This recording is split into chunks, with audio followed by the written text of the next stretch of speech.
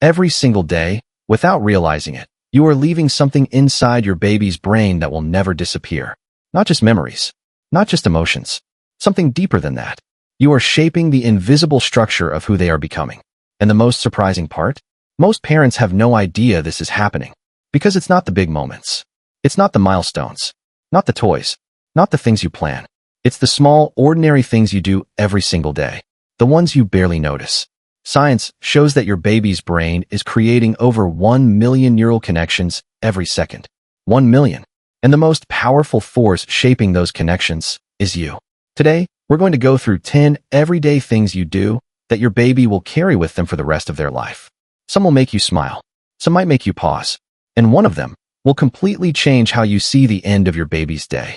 1. The way you say their name. Think about the last time you said your baby's name. Maybe softly. Maybe quickly. Maybe without even thinking. But to your baby, that moment isn't small.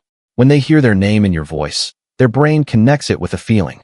Not just recognition, but emotion, warmth, safety, love, or sometimes tension, distraction.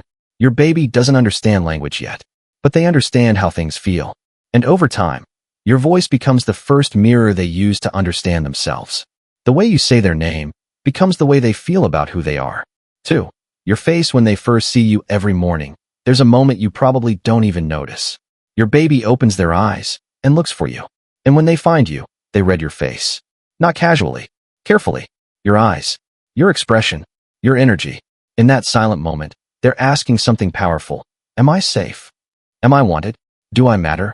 If your face lights up, even slightly, their brain releases chemicals linked to joy, connection, and trust. And when that moment repeats every day, it builds something deep, a sense that the world is safe, and that they belong in it. 3. When you choose your phone over their eyes. This one is hard, but important. When your baby looks at you, and you don't respond, it doesn't feel small to them. They don't understand distractions. They only understand connection. So when they reach for you with their eyes, and you're somewhere else, their brain reacts. At first, they try harder. They look longer. They make sounds. But if it keeps happening, they slowly stop trying. Not because they don't need you, but because their brain is learning. Maybe I shouldn't expect a response. On the other hand, every time you meet their gaze, you're building something powerful, connection, trust, and a brain that feels safe reaching out. 4. How you respond when they cry. A baby's cry is not just noise. It's communication. It's their only way of saying, I need something. And how you respond teaches them something they will carry forever. When you respond with warmth, with presence, with care, you're not spoiling them. You're teaching their brain, when I need help, someone comes. That belief becomes the foundation of emotional security. But here's what matters most. It doesn't have to be perfect. You don't need to respond instantly every time. What matters is the overall pattern. That feeling your baby develops. I'm not alone. 5. The way you touch them. Before your baby understands words, they understand touch. Your hands, your warmth, your presence are their first language. When you hold them gently, when you support them carefully, when your touch is calm and steady, their entire body responds. Their breathing slows. Their heart settles. Their stress fades. Because your body becomes their regulator. You are not just comforting them. You are helping their nervous system learn what calm feels like. 6. The tone of your voice. When you're stressed, your baby doesn't understand your words. But they understand your tone, the speed, the tension, the sharpness. Even if you're saying something simple, if your voice carries stress, their brain feels it. Not logically, biologically. To them, it signals something is not right. This doesn't mean you can never feel stressed. That's impossible. But even small moments where you slow down, soften your voice, and breathe before speaking can change how your baby experiences the world. Because your voice is their emotional environment. 7. How you react when they get scared. Your baby falls or gets startled. And before they cry, they look at you. In that tiny moment, they're asking, how should I feel about this? If your reaction is panic, their fear grows. If your reaction is calm, their brain learns something different. This is okay. I'm safe. Your response becomes their guide. Over time, this is how they learn to handle fear. Not on their own, but through you. 8. The sounds and music around them. Your baby is always listening, even when it seems like they're not. The sounds in your home, voices, music, background noise, are shaping how their brain processes the world.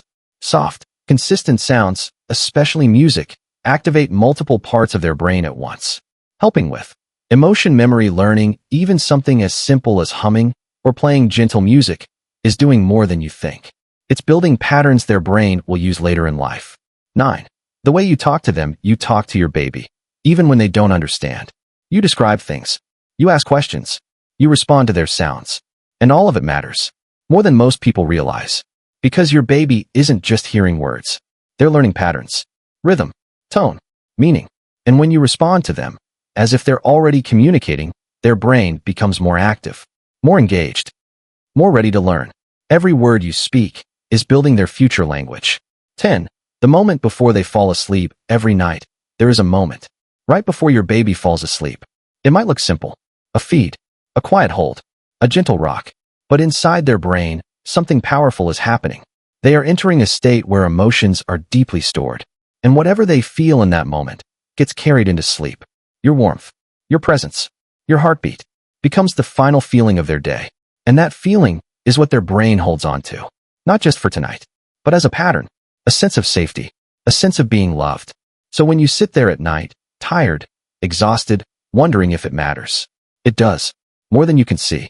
Because in those quiet moments, you're giving your baby something lasting. Not something they will remember in words, but something they will feel for the rest of their life. Has your baby ever reacted to something you did in a way that surprised you? A moment where it felt like they understood more than they should?